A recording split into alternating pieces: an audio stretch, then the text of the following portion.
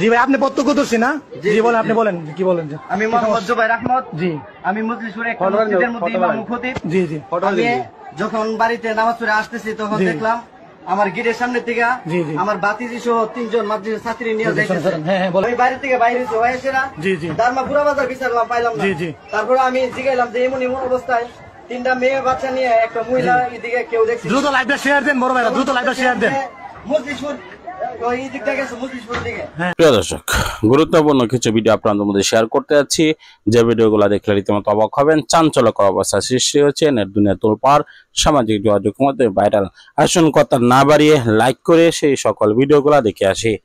জি ভাই, আপনি প্রত্যক্ষদর্শী না? জি বলেন, আপনি বলেন কি বলেন। আমি মোহাম্মদ জুবাইর আহমদ। জি, আমি মজলিসপুরে একটা মসজিদের মধ্যে ইমাম খতিব। জি জি। আমি যখন বাড়িতে নামাজ পড়ে আসতেছি তখন দেখলাম আমার গেটের সামনে থেকে আমার বাতিজি সহ 3 জন মাদ্রাসার ছাত্রী নিয়ে যাইতেছে। যাওয়ার সময় আমি মনে করছি যে ছাত্রীর গার্জিয়ান হবে, এই জন্য আমি আর কোনো কিছু বলছি না। তারপরে আমি বাড়িতে আসছি, আসা খানা খাইছি, খাইয়া একটু বসছি, তখন আমার যে দ্রুত লাইভটা শেয়ার দেন, দ্রুত লাইভটা শেয়ার দেন। মেয়ে আর কি তো ছোট ভাবে গুলো তো অনেকক্ষণ ধরে এমন এমন ভাবে লয়ে গেছে। তখন আমি যে বিকাশ থেকে এই মহিলা দ্রুত লাইভ শেয়ার দেন। হ্যাঁ বলেন। প্রথমে বলছে যে আমি আপনার মাত্র কিছু টাকা পয়সা দিতে চাই, আপনার কিছু কাজ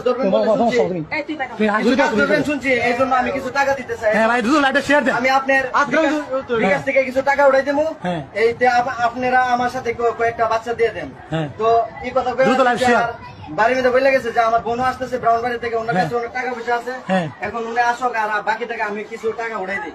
এই কথা বললাম, দারমা বাজারে নিয়ে গেছে। তখন মিটমিট করে কিছু বৃষ্টি পড়তেছে। এই বৃষ্টি অবস্থায় আমি এখন যে অবস্থায় আছি, আমি কিন্তু একজন ইমাম খতিব, তারপর আমার এই অবস্থা হয় আমি বাড়ি থেকে বাইরে হয়েছে না, দারমা পুরা বাজার বিচারলাম, পাইলাম না।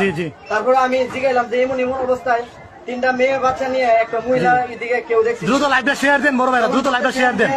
মজলিসপুর এই দিকটা গেছে, মজলিসপুর দিকে। তখন আমি প্রিয় দর্শক, সম্পূর্ণ ভিডিওটি দেখলেন, বুঝতে পেরেছেন ভিডিওটি গুরুত্বপূর্ণ। ময়না হত্যা নিয়ে নতুন চাঞ্চল্যকর যে তথ্যগুলো আপনাদের মধ্যে শেয়ার করলাম, অবশ্যই আপনারা রীতিমতো অবাক হয়ে গেছেন।